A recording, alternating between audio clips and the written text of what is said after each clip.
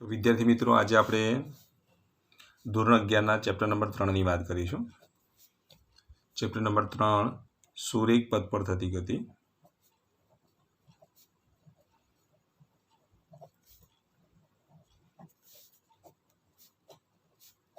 અથવા સુરેખ ગતિ, ટૂંકમાં કહીએ તો શું કહેવાય? સુરેખ ગતિ. તો ગતિનો અભ્યાસ કરવા માટે અહીંયા પદાર્થ ગતિમાં છે તેવું આપણે ક્યારે કહી શકીએ? તો અહીંયા પદાર્થ ગતિમાં છે તેવું આપણે ક્યારે કહી શકીએ? તો સમય સાથે. ધારો કે કોઈ એક કણ એ સ્થાને છે, સમય સાથે એ કણ બી સ્થાને પહોંચે, એટલે કે પદાર્થ એ સ્થાને છે, પછી એ પદાર્થ બી સ્થાને પહોંચે, ત્યાર પછી એ પદાર્થ સી સ્થાને પહોંચે, ત્યાર પછી એ પદાર્થ ડી સ્થાને પહોંચે. ધારો કે T1 સમય એ સ્થાને છે, T2 સમયે બી સ્થાને પહોંચે, T3 સમયે સી સ્થાને પહોંચે, T4 સમયે ડી સ્થાને પહોંચે. તો સમય સાથે કણ પોતાનું સ્થાન અથવા પદાર્થ પોતાનું સ્થાન બદલતો હોય તો આપણે કહી શકીએ કે તે પદાર્થ ગતિમાં છે તેમ કહેવાય. તો પદાર્થ ગતિમાં છે તેમ ક્યારે કહેવાય?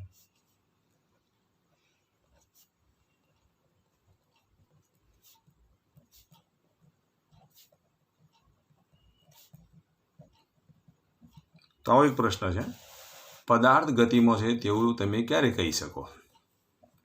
તો ક્યારે કહી શકો બોલો? તો સમય સાથે પદાર્થ પોતાનું સ્થાન બદલતો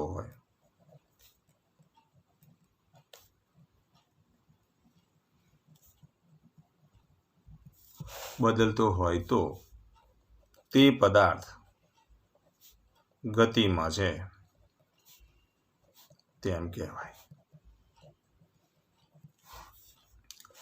તો આવો એક ટૂંકો પ્રશ્ન આપણને મળે કે પદાર્થ ગતિમાં છે તેવું તમે ક્યારે કહી શકો? તો સમય સાથે પોતાનું સ્થાન બદલતું હોય ત્યારે.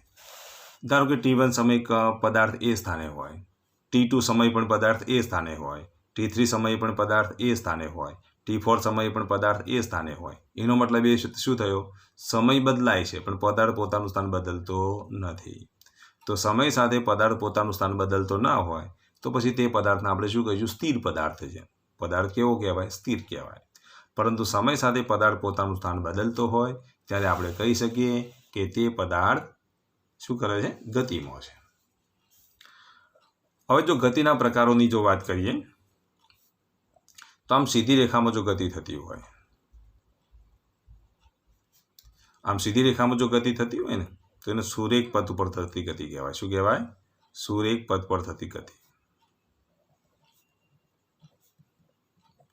ધારો કે કણ એ સ્થાને હોય, પછી ધારો કે બી સ્થાને આવે, પછી સી સ્થાને આવે, ડી સ્થાને આવે, આ તમામ બિંદુમાંથી પસાર થતી રેખા એક જ મળતી હોય તો પછી એને આપણે શું કહીશું? સુરેખ પથ પર થતી ગતિ કહીશું. એક પરિમાણ, કોઈ એક અક્ષને અનુલક્ષી ગતિ થતી હોય તો આપણે શું કહીશું? એક પરિમાણમાં થતી ગતિ કહેવાય. શું કહેવાય? એક પરિમાણમાં થતી ગતિ. પણ ધારો કે આવું કોઈ સમતલ આપેલું હોય,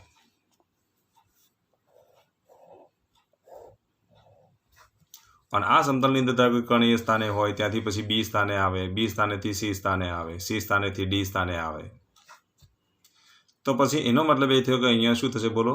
આને આપણે એક્સ અક્ષ કહીએ, આને આપણે વાય અક્ષ કહીએ. તો બંને અહીંયા જુદા જુદા બિંદુ આગળ એક્સ અક્ષ ને વાય આમ બંને આમ બદલાય છે.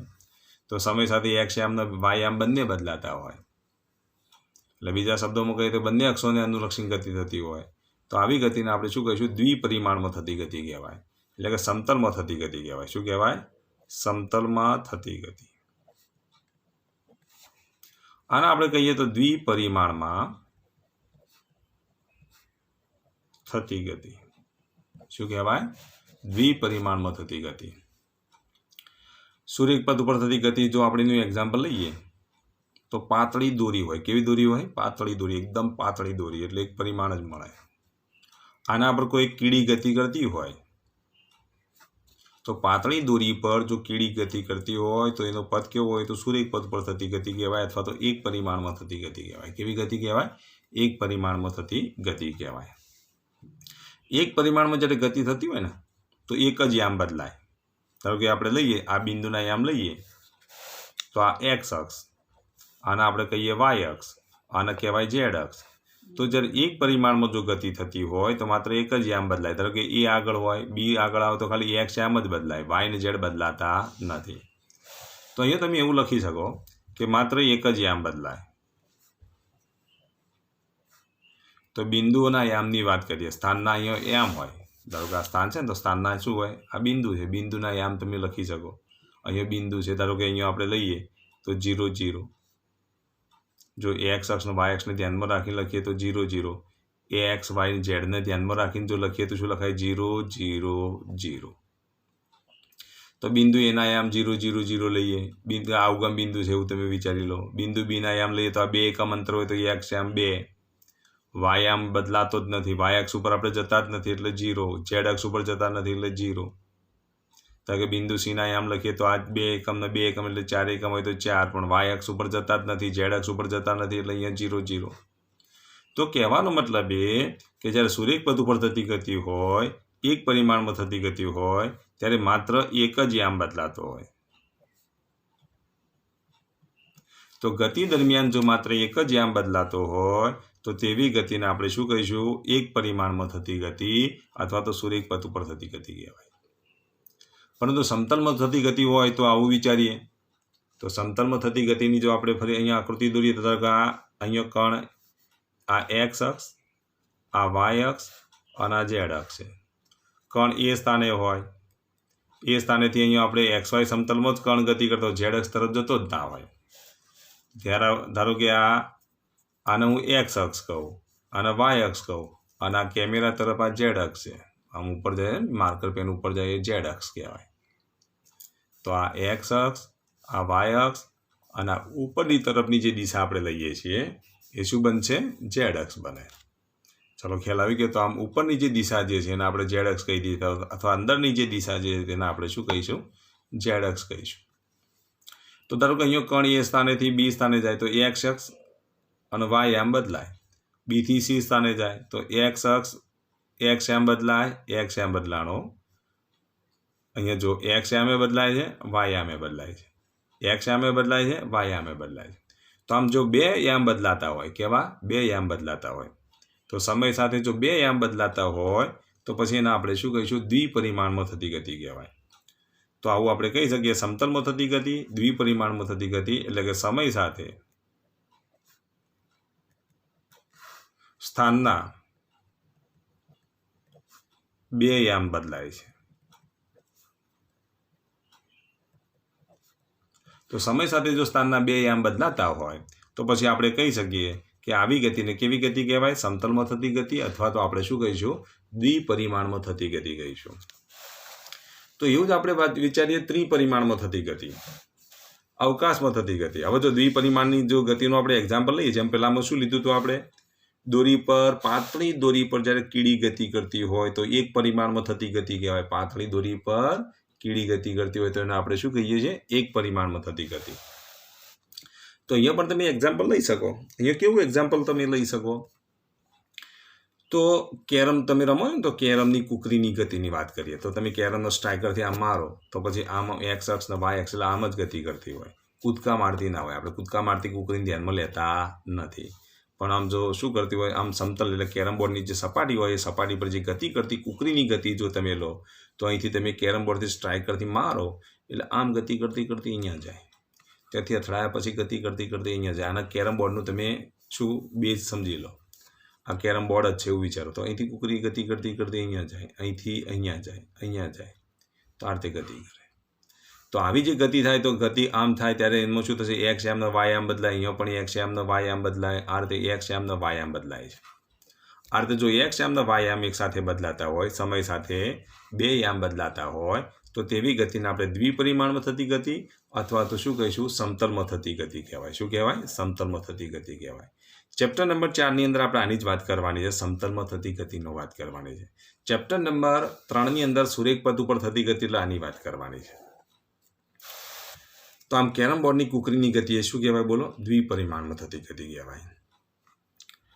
ત્યાર હવે અહીંયા તમે કીડી મૂકી દો ને, કેરમ બોર્ડ ઉપર કીડી મૂકો તો કીડીની ગતિ પણ કેવી હોય? દ્વિપરિમાણ. કારણ કે કીડી ઉડતી નથી એટલે ઝેડ અક્ષને અનુલક્ષીને ગતિ થતી નથી.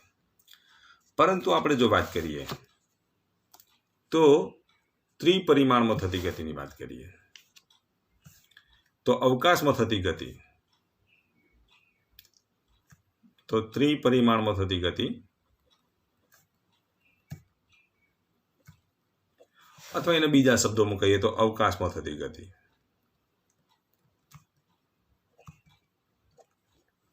તો અવકાશમાં થતી ગતિમાં હવે તમને ખબર પડી ગઈ છે શું થશે બોલો. તો સમય સાથે કેટલા યામ બદલાય બોલો. તો સમય સાથે સ્થાનના 3 યામ બદલાતા હોય. કેટલા યામ બદલાતા હોય? 3 યામ બદલાતા હોય તેવી ગતિને ત્રિપરિમાણમાં થતી ગતિ કહેવાય.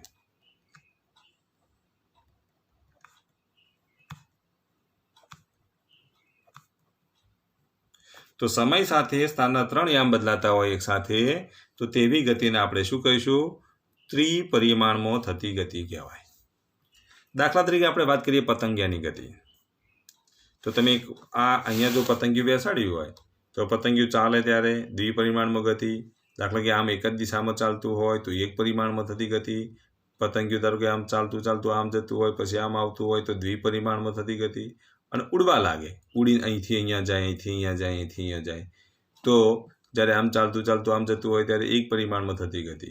આમથી આમ જો ચાલતું હોય તો ત્યારે 2 યામ બદલાય સમય સાથે એટલે દ્વિપરિમાણમાં થતી ગતિ. પણ આમથી આમ જ્યારે ઉડવા લાગે ત્યારે શું થશે? એક્સ યામે બદલાય, વાય યામે બદલાય અને ઝેડ યામે બદલાય. 3 યામ એક સાથે બદલાય છે. અને જો 3 યામ એક સાથે જો બદલાતા હોય તો પછી તેને આપણે કેવી ગતિ કહીશું? ત્રિપરિમાણમાં થતી ગતિ કહીશું. તો આમ પતંગિયાની જે ગતિ જે છે એ પતંગિયાની ગતિને આપણે કેવી ગતિ કહીશું? ત્રિપરિમાણમાં થતી ગતિ કહીશું. શું કહીશું? ત્રિપરિમાણમાં થતી ગતિ. તો સમય સાથે 3 યામ બદલાતા હોય એટલે કે એને આપણે અવકાશમાં થતી ગતિ કહીશું. શું કહીશું? અવકાશમાં થતી ગતિ. તો આમ ગતિના પ્રકારો લઈએ તો સુરેખપથ ઉપર ગતિ, સમતલમાં થતી ગતિ અને ત્રિપરિમાણમાં થતી ગતિ. હવે દાખલા તરીકે સૂર્યની આસપાસ પૃથ્વી પરિભ્રમણ કરે છે તો કેવી ગતિ કહેવાય બોલો? તમે જાતે વિચારો. સૂર્યની આસપાસ જે પૃથ્વી જે પરિભ્રમણ કરે છે એ કેવી ગતિ હોય? ત્રિપરિમાણમાં હોય કે દ્વિપરિમાણમાં હોય? તો તમે જાતે વિચારજો. તો જુઓ, સૂર્યની આસપાસ જે આ સૂર્ય છે એની આસપાસ પૃથ્વી આ રીતે પરિભ્રમણ કરે. હવે જો પૃથ્વી જો આ રીતે પરિભ્રમણ કરતી હોય ને તો આનાથી એક સમતલ જ બને એટલે સમતલમાં થતી ગતિ કહેવાય. કેવી ગતિ કહેવાય? સમતલમાં થતી ગતિ. એવું તો બનતું જ નથી કે આ સૂર્યને છોડીને પછી પૃથ્વી અહીંયા આવી જાય, અહીંથી પછી આમ નીચે જતી રહે. જો આમ આ રીતે ગતિ કરતો એક્સ યામનો વાય યામ બદલાય, પણ આમ ઉપર નીચે ગતિ કરતો ઝેડ યામે બદલાય. બરાબર. પણ પૃથ્વી તો આની આસપાસ પરિભ્રમણ આ રીતે જ કરે છે. જો આ રીતે પરિભ્રમણ કરે તો કયો યામ બદલાય છે? એક્સ ને વાય યામ. તે સમયે માત્ર એક્સ યામનો વાય યામ જ બદલાતા હોય છે, ઝેડ યામ બદલાતો નથી. સૂર્યને છોડીને અહીંયા પહોંચી જાય ત્યાંથી પછી અહીંયા ફરી પાછી સૂર્યની આજુબાજુ ફરવા લાગે. જો એવું કરે તો પછી ત્રિપરિમાણમાં ગતિ કહેવાય. તો આમ સૂર્યની આસપાસ પરિભ્રમણ કરતી પૃથ્વીની ગતિ એ કેવી કહેવાય? તો ત્રિપરિમાણ ના કહેવાય, પણ શું કહેવાય? દ્વિપરિમાણમાં થતી ગતિ કહેવાય. એટલે પૃથ્વીની આસપાસ પરિભ્રમણ કરતા ચંદ્રની ગતિ તો કેવી ગતિ કહેવાય? તો દ્વિપરિમાણમાં થતી ગતિ કહેવાય. તો આ ખાસ તમારે યાદ રાખવાનું. આ ઓબ્જેક્ટિવ તરીકે જો પૂછાય તો તમને આવડવું જોઈએ. બરાબર. આને અનુલક્ષીને જે ઓબ્જેક્ટિવ પૂછાતા હોય તો એને અનુલક્ષીને તમે આવું વિચારી શકો કે એક પરિમાણમાં થતી ગતિ, દ્વિપરિમાણમાં થતી ગતિમાં કેવા પ્રકારના ઓબ્જેક્ટિવ પૂછી શકાય. તો તમારે વિચારવાનું છે. તો આવું એક ઓબ્જેક્ટિવ આપેલું હોય એક કણ માટે, એક પદાર્થ માટે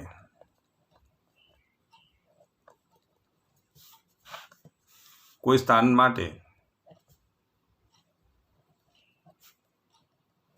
એક્સ વાય ઝેડના ઘટકો મૂલ્યો એને આપણે બિંદુ સ્વરૂપે દર્શાવીએ તો 2, 4 અને 6 છે, જે T1 સમયનું સ્થાન છે.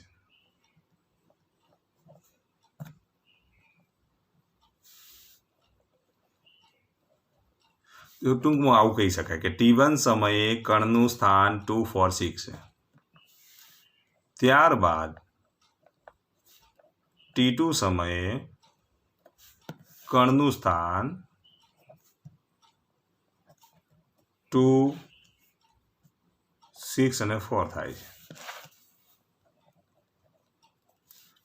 તો તે કણની ગતિ ત્યારબાદ સૂક્ષ્મ સમય બાદ સૂક્ષ્મ સમય બાદ, એટલે આ T2 સમય સૂક્ષ્મ સમય છે, કણનું સ્થાન 264 થાય છે, તો તે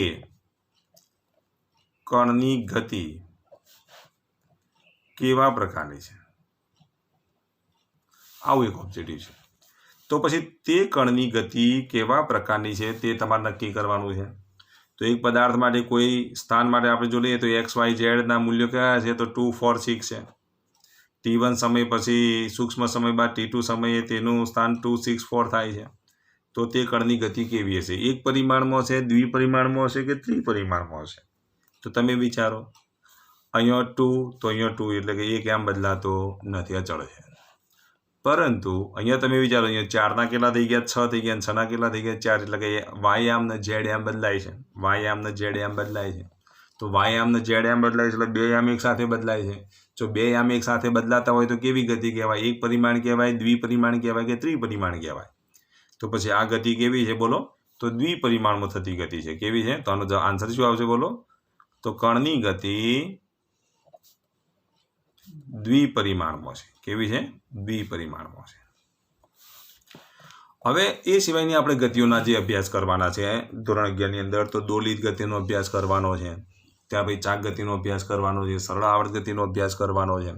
પણ આ ચાક ગતિ, દોલિત ગતિ, પછી વર્તુળાકાર ગતિનો અભ્યાસ કરવાનો છે. આ બધી જે ગતિઓનો અભ્યાસ જે જ્યારે એ વખતે જ આપણે ચેપ્ટર ચાલશે એ વખતે આપણે ડિટેલમાં ચર્ચા કરીશું. પણ અત્યારે તમારે યાદ રાખવાનું, અહીંયા ત્રીજા ચેપ્ટરની અંદર સુરેખ પથમાં થતી ગતિ અને ચોથા ચેપ્ટરની અંદર આપણે વાત કરીશું સમતલમાં ગતિ. તો આ દ્વિપરિમાણમાં થતી ગતિ અને એક પરિમાણમાં થતી ગતિની આપણે વાત કરવાની છે. હવે ગતિનો અભ્યાસ કરવા માટે ભૌતિક વિજ્ઞાનની, કારણ કે ભૌતિક વિજ્ઞાન બહુ વિશાળ શાખા છે. હવે વ્યવસ્થિત રીતે અને સારી રીતે અભ્યાસ થઈ શકે તે માટે આ ભૌતિક વિજ્ઞાનને શું કરવામાં આવે, જુદી જુદી શાખાઓની અંદર વિભાજિત કરી દેવામાં આવેલ છે. દાખલા તરીકે આપણે એક્ઝામ્પલ લઈએ તો આ ગતિને લગતો અભ્યાસ કરવા માટે ભૌતિક વિજ્ઞાનની જે શાખા છે એ શાખાને આપણે મિકેનિક્સ કહીશું. ત્યાર પછીની વાત કરીએ તો જે અર્ધવાહકોનો અભ્યાસ કરવાનો હોય તો તેના માટે સેમિકન્ડક્ટર કહી નાખે, એટલે કે ઇલેક્ટ્રોનિક્સની આખી શાખા છે. ત્યાર પછી આપણે મોટરને લગતો અભ્યાસ કરવાનો હોય, તેના મેગ્નેટિકનો અભ્યાસ કરવાનો હોય તો એના માટે હાઇડ્રોડાયનેમિક્સ છે, બરાબર. ત્યાર પછી ઇલેક્ટ્રોનિક્સ એન્ડ મેગ્નેટિઝમ્સ, એમ ઘણી બધી શાખાઓ છે. બરાબર, વેવ્સને લગતી શાખા છે, ઓપ્ટિક્સને લગતી શાખા છે, આવી ઘણી બધી શાખાઓ છે, બરાબર. એનો જેમ જેમ તમે અભ્યાસ કરતા જશો તેમ તેમ તેની વિશે તમને માહિતી મળતી જશે. પરંતુ અત્યારે તમે યાદ રાખો, ભૌતિક વિજ્ઞાનની જે શાખાની અંદર ગતિનો અભ્યાસ કરવામાં આવે છે એવી જે ભૌતિક વિજ્ઞાનની શાખા જે છે તેને આપણે મિકેનિક્સ કહીશું. શું કહીશું, મિકેનિક્સ કહીશું. તો ગતિના અભ્યાસ માટેની શાખા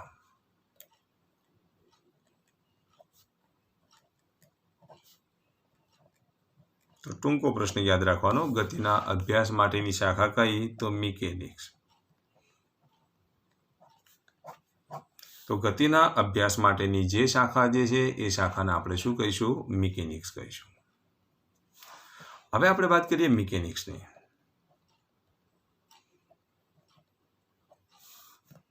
મિકેનિક્સની પાછી બે શાખાઓ છે, એક કાઇનેમેટિક્સ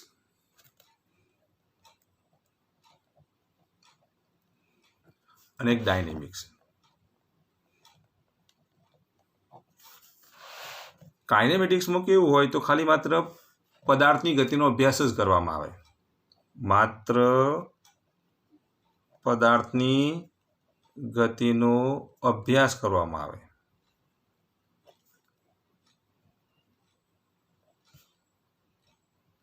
પરંતુ તેના કારણોની ચિંતા કરવામાં આવે નહીં.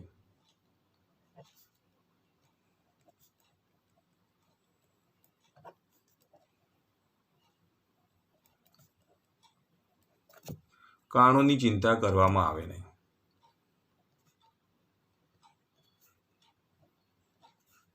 તો તેવી જે ભૌતિક જ્ઞાનની જે શાખા જે છે એ શાખાને આપણે શું કહીશું, તો કાઇનેમેટિક્સ કહીશું. શું કહીશું, કાઇનેમેટિક્સ કહીશું.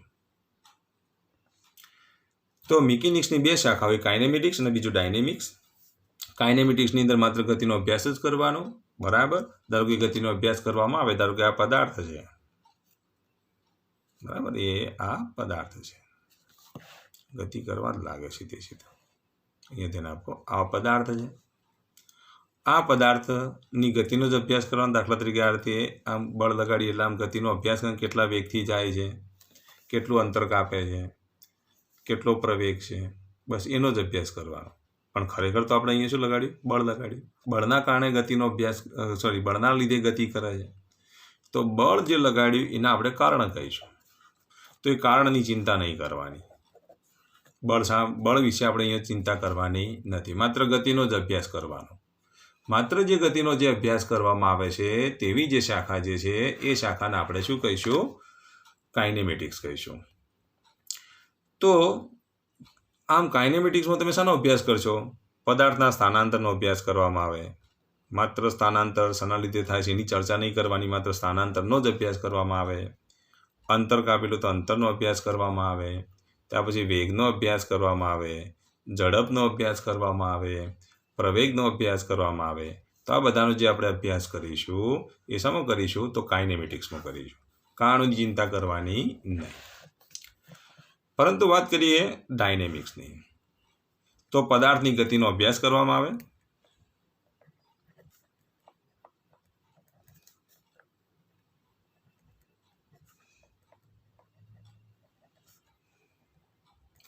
સાથે સાથે તેના કારણોની ચિંતા કરવામાં આવે.